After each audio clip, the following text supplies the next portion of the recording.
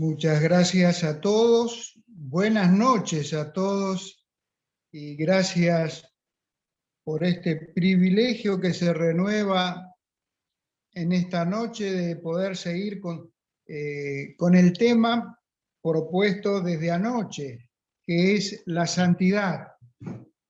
Vamos a hablar en esta noche y compartir también otros pensamientos acerca del mismo tema. Es un tema vasto que abarca toda la Biblia y esta es la voluntad de Dios para con cada uno de nosotros que integramos el pueblo de Dios. El pueblo de Dios tiene que tener una clara identidad y esta identidad tiene que ser la santidad. Y anoche decíamos que la santidad, según la palabra de Dios, tiene una triple dimensión y hablamos de tres aspectos de la santidad. Primero, según 1 Corintios capítulo 1, versículo 2, la santidad posicional. Dios nos acepta en el amado y al vernos en Cristo nos ve a todos posicionalmente santos, aunque en la vida práctica esto no sea así. Santidad posicional. Pero también en el mismo versículo de 1 Corintios capítulo 1, versículo 2, nos encontramos que somos santos, llamados a ser santos, para que seamos santificados y practiquemos la santidad. Y esto nos habla de el segundo aspecto, el segundo enfoque de la santidad, que es la santidad experimental. Esto es algo de todos los días, de cada día, y que tiene que ejercitarse y crecer en cada uno de aquellos que formamos parte del pueblo de Dios.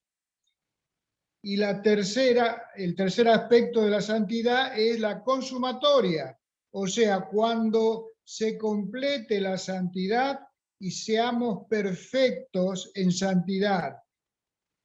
Hacíamos referencia a un pasaje cuando Pablo en 1 Corintios 15, versículos 51 al 53, habla acerca del rapto, dice, cuando esto corruptible se vista de incorrupción. Cuando Cristo venga a buscarnos, cuando estemos los cuerpos de los que resucitaron en Cristo con nuevos cuerpos, y nosotros, los que vivamos en ese momento, seremos transformados para tener un cuerpo semejante al de Cristo cuando resucitó. Y esta es la santidad consumatoria, cuando la santidad sea completada.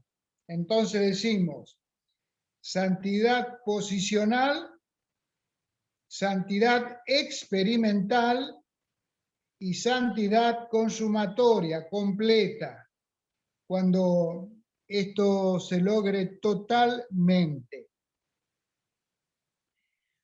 Decimos también que buscar la santidad es buscar a Dios y es ser renacidos de una sola cosa, como por ejemplo lo testimonia David en el Salmo 27, el versículo 4. Dice así, Salmo 27, 4. Una cosa he demandado a Jehová, esta buscaré, que esté yo en la casa de Jehová todos los días de mi vida, para contemplar la hermosura de Jehová y para inquirir en su templo. Hacíamos referencia anoche a otro pasaje en Salmo 29, 2, donde se hace un calificativo. David hace un calificativo con respecto a la santidad y dice que la santidad es hermosa. Y la santidad es hermosa para aquellos que andan en el Espíritu. David era un hombre de una sola cosa, y esa cosa que él veía como vital y trascendental era la comunión íntima con Dios. Una cosa he demandado a Jehová, esta buscaré.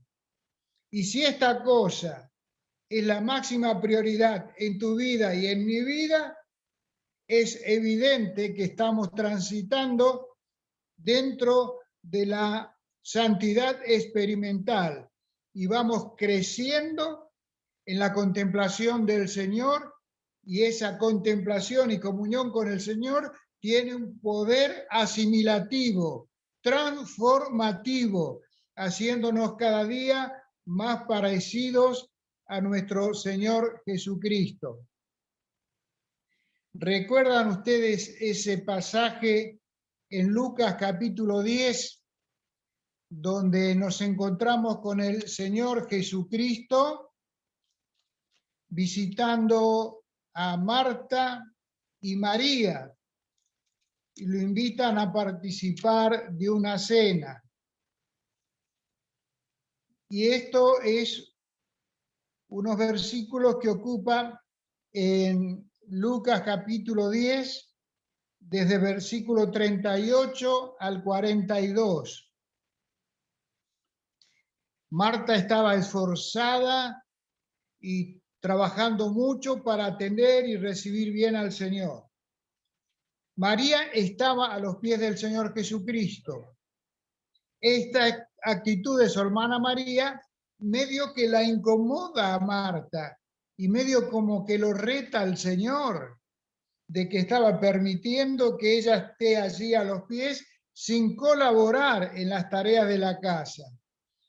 Y dice,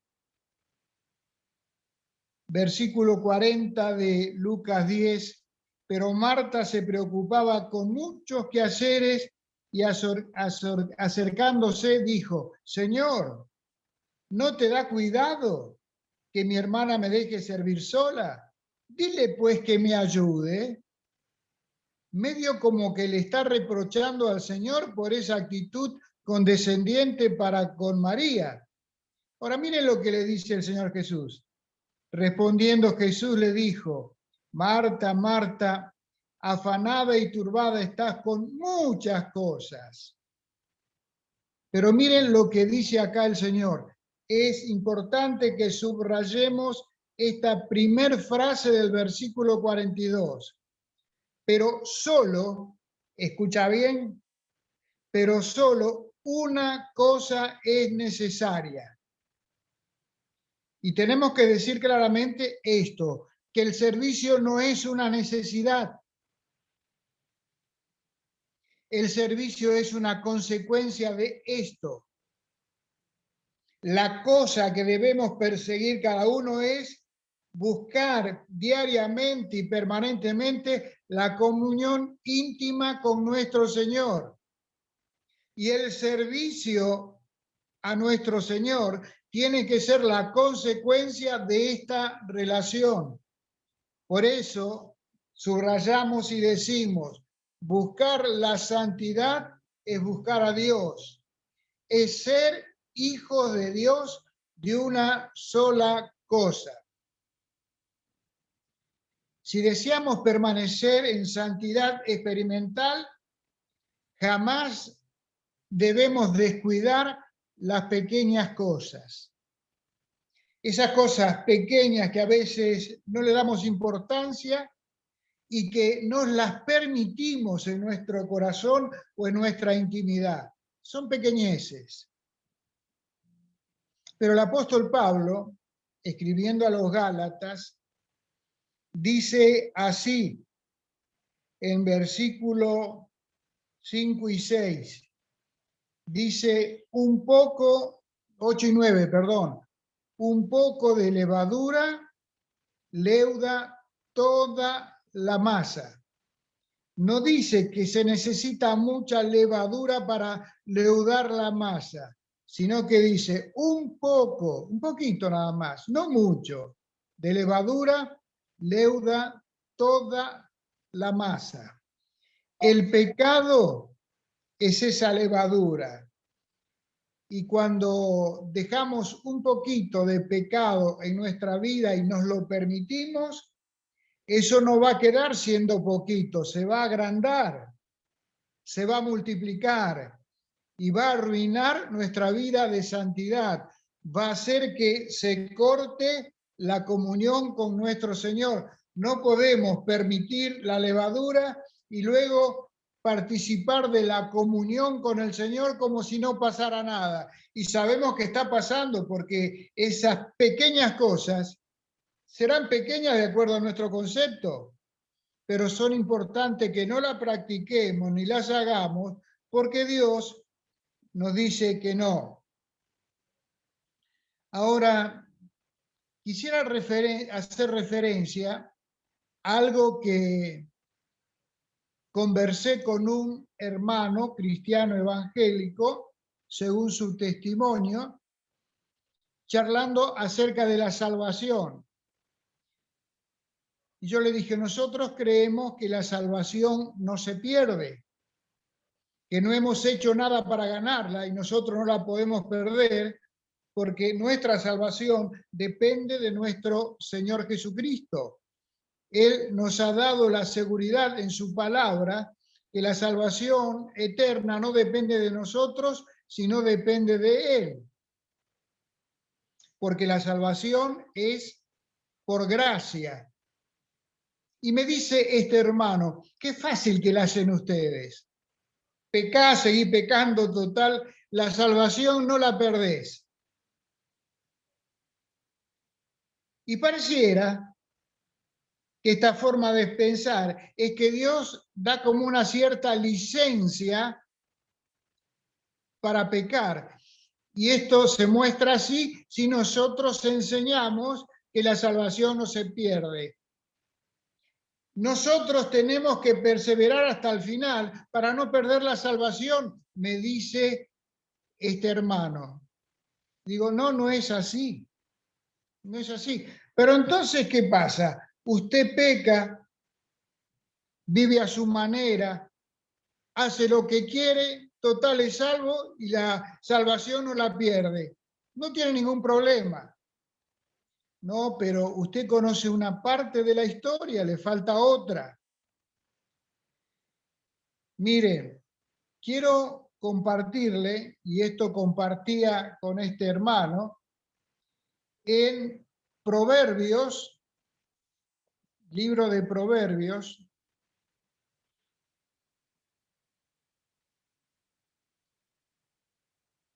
capítulo 3,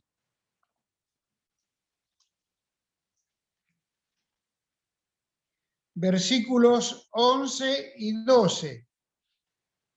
Proverbios capítulo 3, versículos 11 y 12. Allí nos dice claramente el sabio Salomón, no menosprecies, hijo mío, el castigo de Jehová, ni te fatigues de su corrección, porque Jehová al que ama castiga, como el padre al hijo a quien quiere. ¿Qué nos está diciendo aquí el sabio Salomón? Está confirmando la disciplina que practican los padres para con sus hijos, como una demostración de amor.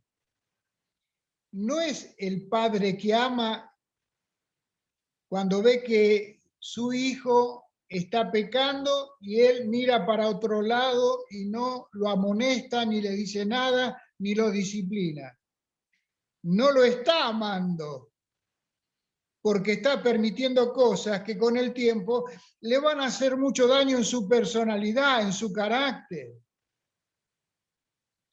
Entonces, una enseñanza importante que encontramos aquí es que la disciplina que se practica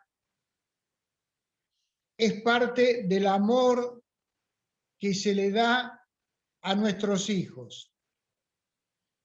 Y nuestro Padre Celestial nos disciplina a nosotros. Por lo tanto, nuestro Padre no hace la vista gorda y mira para otro lado, siendo cómplice nuestro cuando estamos en pecado, cuando estamos en falta. No. Es necesario, nuestro tema es la santidad, que vayamos a la carta a los Hebreos, el capítulo 12.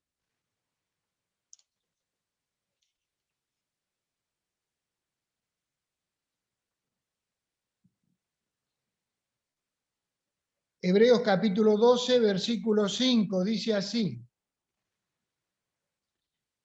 y habéis ya olvidado la exhortación que como a hijos se os dirige diciendo: hijo mío, no menosprecies la disciplina del Señor, ni desmayes cuando eres reprendido por Él, porque el Señor al que ama disciplina y azota, escuche, a todo el que recibe por hijo. De esta disciplina no se libera ninguno que sea realmente un hijo de Dios.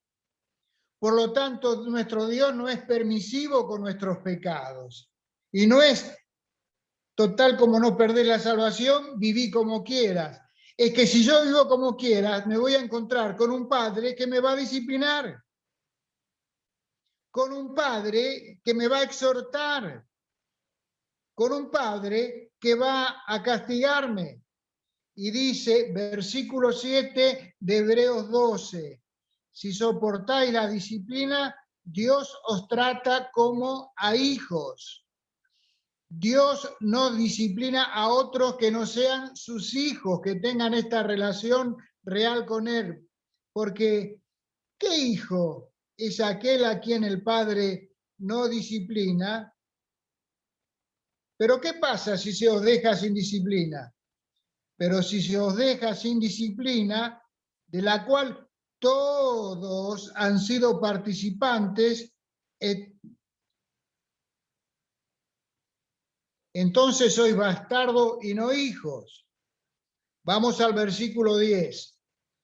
Y aquellos, nuestros padres, en la carne, ciertamente por pocos días nos disciplinaban como a ellos les parecía. Por favor, escuche esto porque nuestro tema es la santidad. Y Dios es celoso de nuestra santidad. Y Dios nos disciplina para que participemos de su santidad. Este es el objetivo principal de la disciplina de nuestro Padre. Pero para lo que nos es provechoso, para que participemos de su santidad.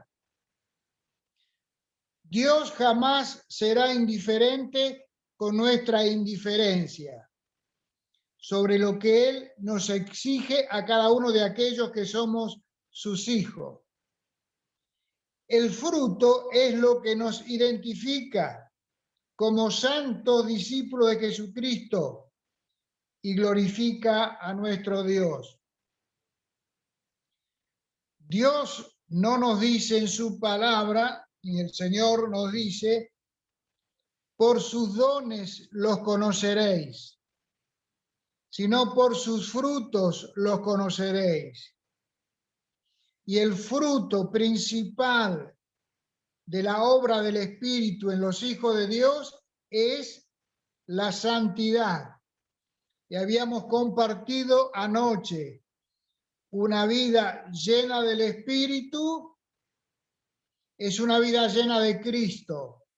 Y una vida llena de Cristo es una vida llena de santidad. Y les marqué ayer un pensamiento que debemos grabar a fuego y marcarlo y anotarlo y repasarlo continuamente y chequear nuestra vida a la luz de esta verdad.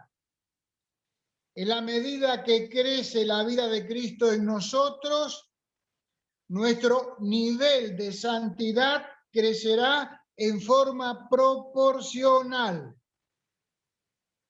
Esto es algo que debemos tener muy presente. Por eso debemos ser cristianos de una sola cosa.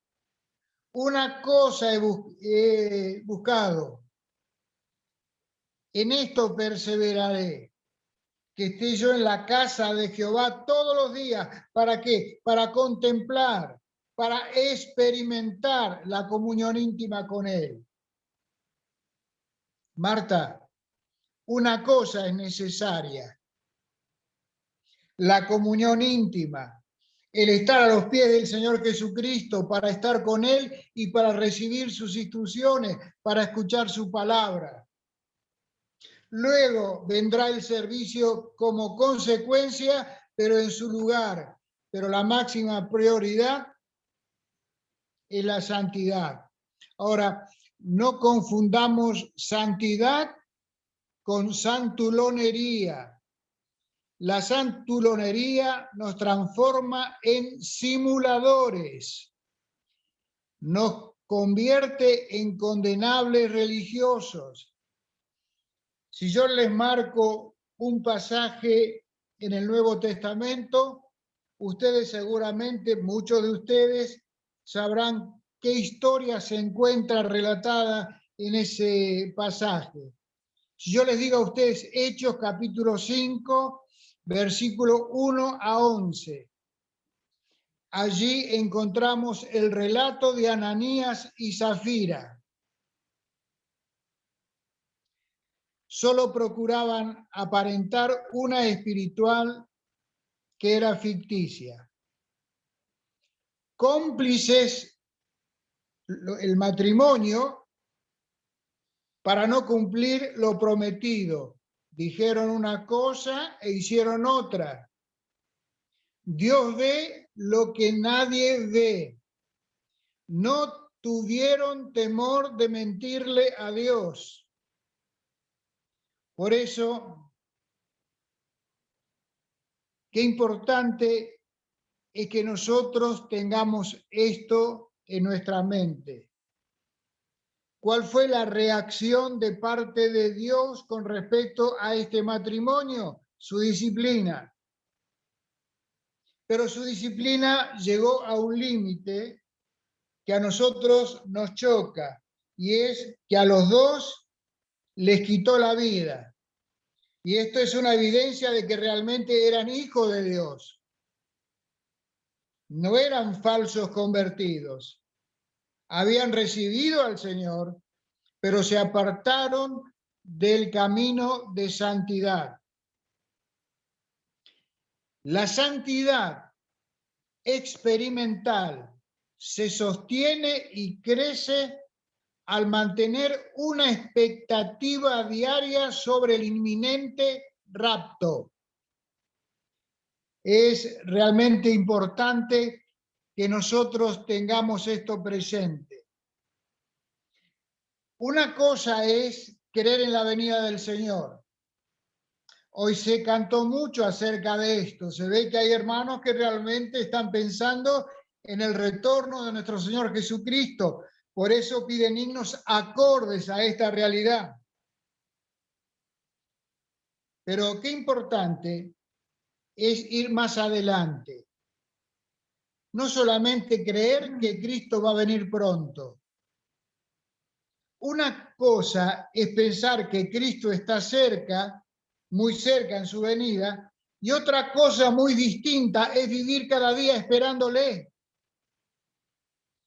¿Qué pasa con aquel que vive cada día esperándole? Esto tiene una acción y un impulso hacia la santidad. Veamos Primera de Pedro, capítulo 3, el versículo 11.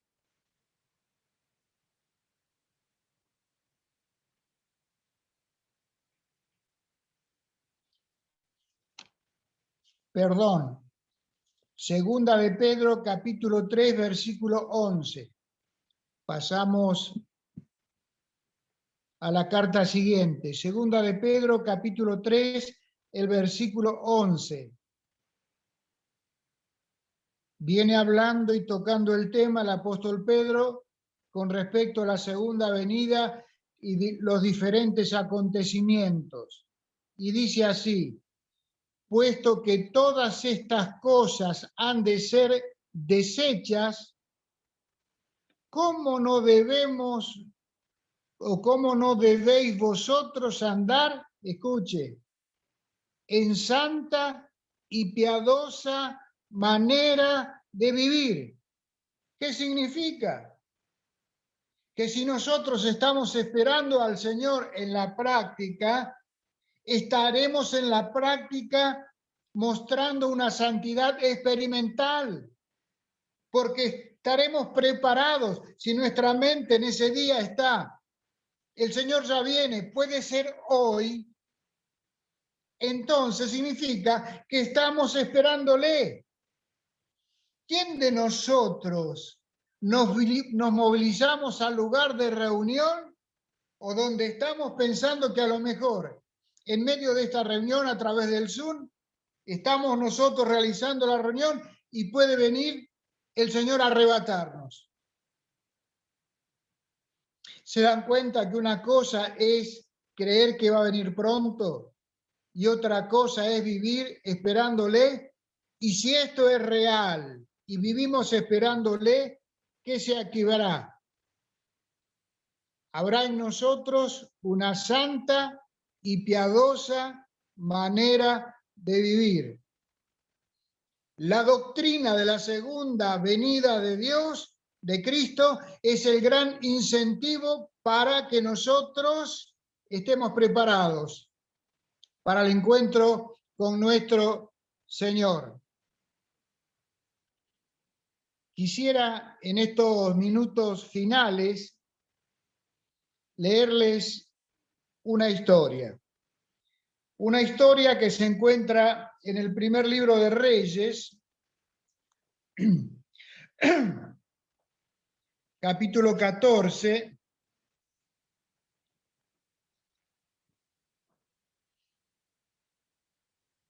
versículos 25 a 28. Estamos en Primera de Reyes, capítulo 14, versículos 25 al 28.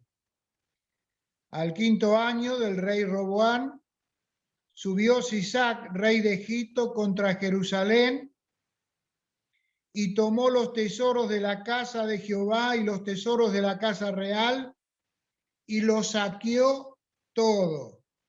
También se llevó todos los escudos de oro que Salomón había hecho.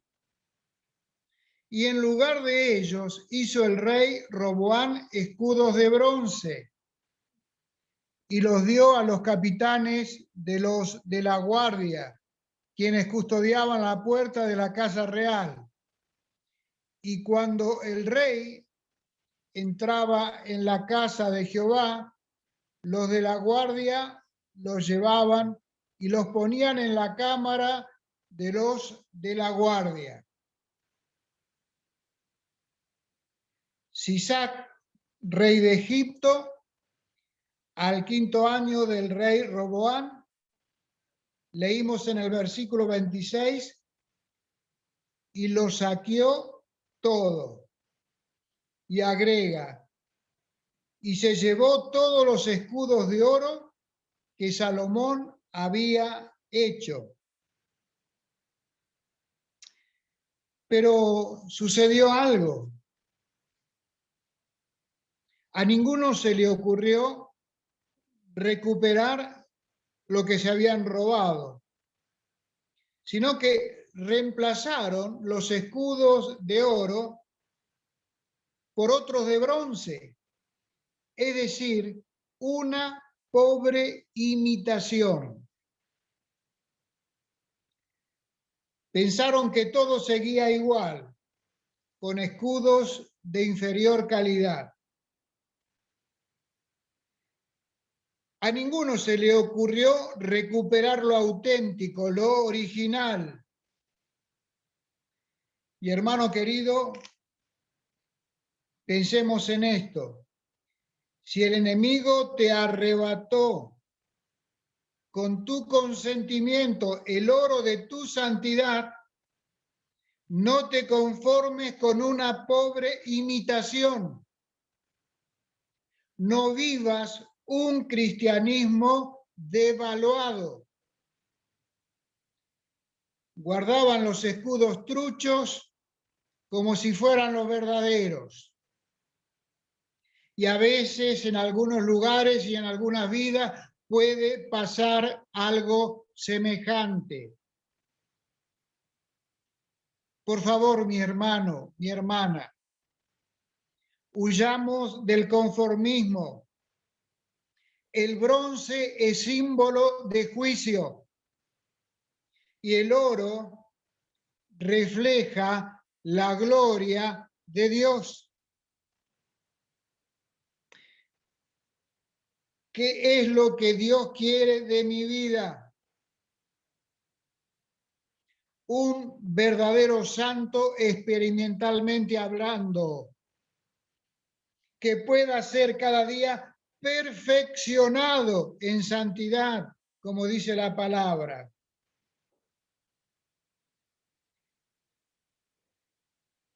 Quiero ir a ver solamente la parte de un versículo en el libro de Isaías, el capítulo 60, el versículo 17.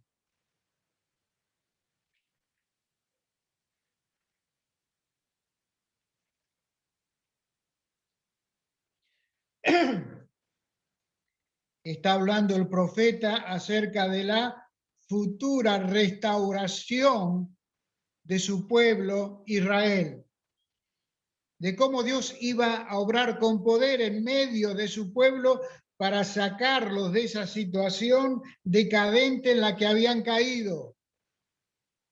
Dios tenía preparado algo mucho mejor para todos ellos y ahora se los está declarando. Y miren lo que dice Isaías al comenzar el versículo 17. En vez de bronce, traeré oro. Isaías 60, 17. Repetimos la frase, porque al subrayar esta frase estamos diciendo algo y Dios nos está transmitiendo una enseñanza con respecto a su propia persona. En vez de bronce, traeré oro. ¿Qué significa esto? Que mi Dios, mi Padre Celestial, es un Dios restaurador. Dios me mira y si me ve que no estoy cubriendo el perfil que Él me marca en su palabra con respecto a la santidad práctica, Él quiere restaurarme, quiere que saque el bronce y Él va a poner oro, pero necesita contar con nuestra voluntad. Si realmente estamos conformes como lo que somos y está todo bien, adelante. Pero si al chequear mi vida a la luz de la palabra, yo me encuentro que hace tiempo que cambié en una pobre imitación la santidad real de la santulonería, Dios quiere sacar todo eso y quiere restaurarme a una santidad real. Porque esto es lo que quiere Dios desde el principio. Desde el mismo momento en que fuimos salvos y fuimos redimidos, Dios quiere esto para nosotros. Y si no lo ha logrado hasta ahora, porque nosotros hemos tomado decisiones equivocadas, ha llegado el momento de rectificarnos, de sincerarnos con Dios, de confesarle nuestra falta, decirle, Señor, no es la santidad que tú esperas la que yo estoy practicando delante de tu presencia. Señor, todavía me falta mucho, pero no quiero caer en el conformismo, quiero salir de él y ser lo que tú quieres que sea por obra y gracia de Dios Espíritu Santo obrando en mi vida. Dios en esta hora está llamando Está llamando a aquellos que no recibieron a Cristo todavía, porque es imposible que hablemos de santidad si Cristo no está en mi corazón, si no me he arrepentido de mis pecados y le he aceptado como mi Salvador y mi Señor. Es a partir de ese momento en que entra Dios Espíritu Santo a mi vida que podemos recién hablar de santidad. Santos son todos aquellos que tienen a Cristo como el Santo en sus vidas y le han recibido como el Salvador y el Señor. Por eso Dios en esta noche está haciendo un doble llamado, llamando para salvación y vida eterna a todos aquellos que aún no son salvos, para que puedan experimentar la santidad real en Cristo. Pero también está llamando muy particularmente a los suyos, sabiendo que nos queda muy poquito tiempo y que el Señor no tardará en su venida, sino que vendrá muy pronto, que nosotros estemos esperándole y que Él nos pueda encontrar como quiere encontrarnos. Y no tengamos que bajar la cabeza avergonzados porque quizás el Señor nos encuentre en una posición o en actitudes que no desearía encontrarnos.